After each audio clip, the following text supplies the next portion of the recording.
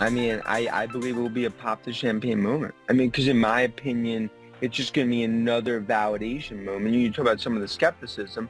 It all comes down to there's one chip in the world fueling the AI revolution, and that's the godfather of AI gens and Nvidia. Nvidia's highly anticipated earnings report is going to be released next week. The stock, though, down more than 4% this week. Its worst week since mid-April.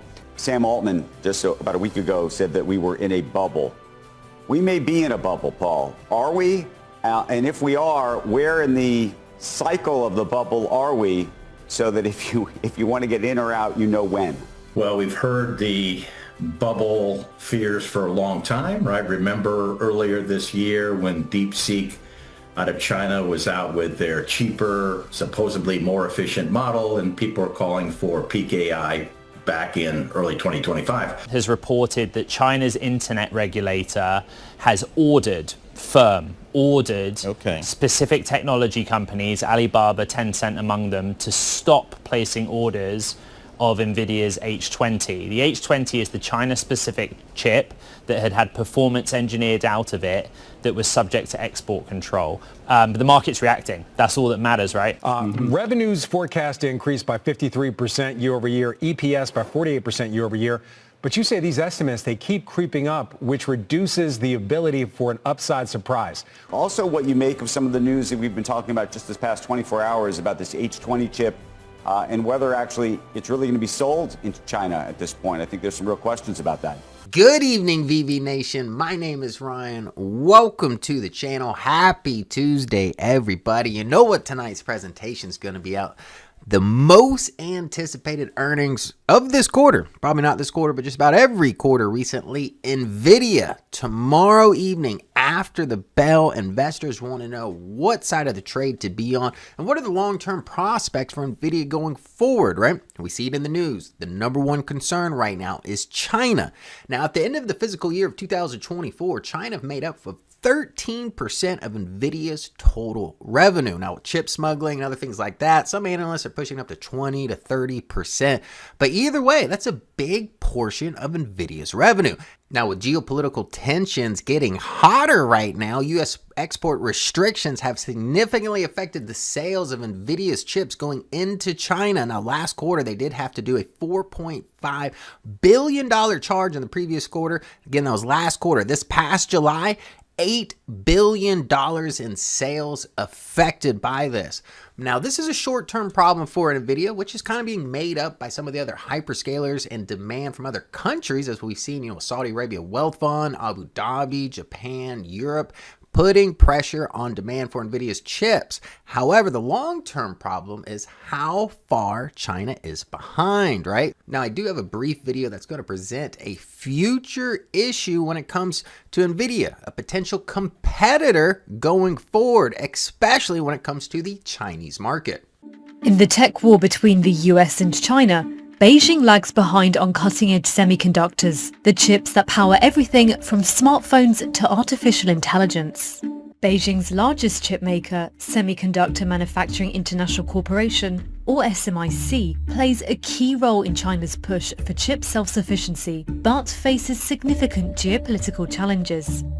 In 2020, citing national security concerns, the US imposed export restrictions on the company, cutting off access to vital equipment needed to produce the most advanced chips. SMIC was founded in 2000 by Richard Chang, a Taiwanese American and a veteran of the chip industry. After studying in the US, Chang worked for American semiconductor giant Texas Instruments. Later, he returned to Taiwan, where he founded Shida Semiconductor, which he then sold to Taiwan's TSMC, the world's most valuable semiconductor company. Chang then went to China, where he started SMIC. Fast forward to today, it's actually become quite a juggernaut in this, including 7nm chips, like those found in Huawei phones last year. Many people expected SMIC to be unable to make these chips, at least unable to make them in the quantities Huawei needed to sell like a high-end smartphone. The speed of a chip is determined by how many transistors it contains. The smaller the transistors, which are measured in nanometers, the more can be packed onto a chip, making it more powerful. An industry teardown revealed that SMIC was the maker of these powerful chips that powered or enabled the smartphone to offer the intelligent capability that it did.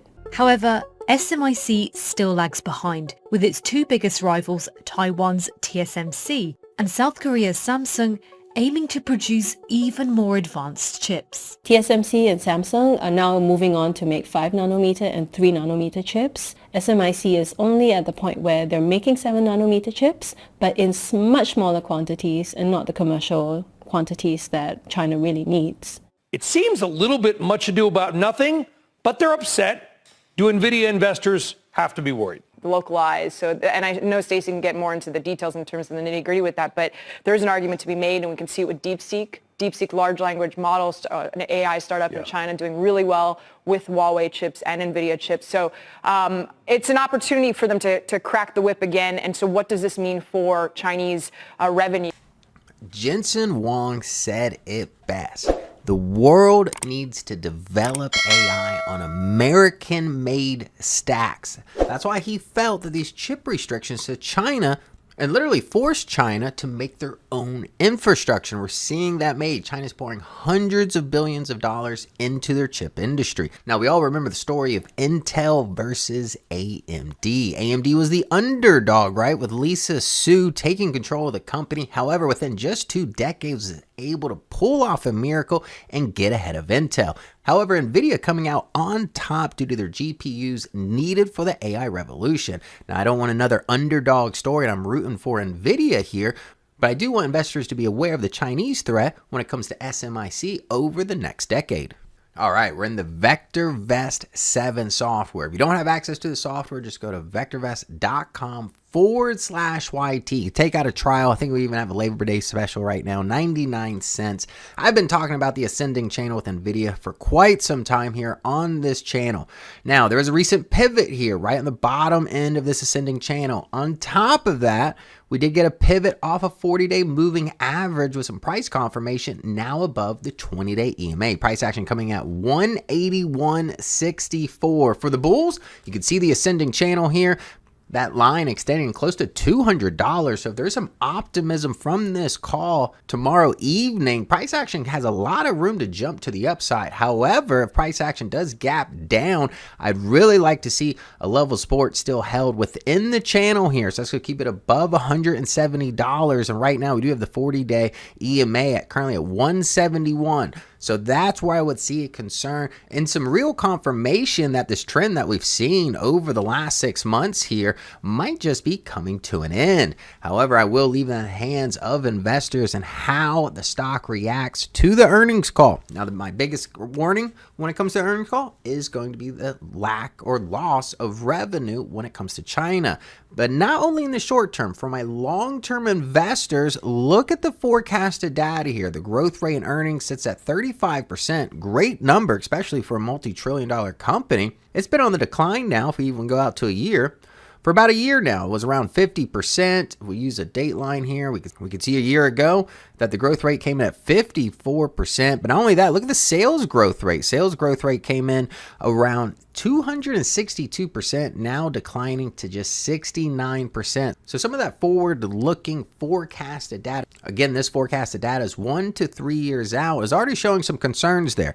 But look at the rising earnings per share. I do like to see that EPS continue to tick higher. That's going to be the fuel in the engine to bring the stock price to even higher highs. So in the short term, I am optimistic in Nvidia, but if things do not work out, look for the bottom of that channel to hold as a level of support. Now, as far as my long-term position on Nvidia, I am still bullish, but I will say in a couple years from now, as China makes more advancements in the semiconductor industry and really the AI industry as a whole, that will put some pressure on Nvidia to make sure they remain the king of the AI space. Now, I hope you found this video informative going into earnings when it comes to Nvidia tomorrow afternoon. Now, if you like the content you saw tonight, hit the like button. If you're new to the channel and you found it informative, hit the subscribe button, and I'll see you tomorrow evening. Good night.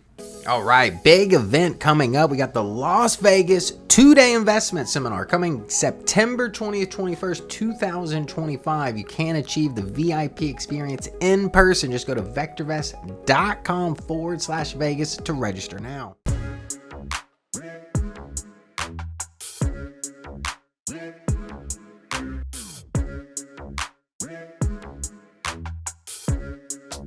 it.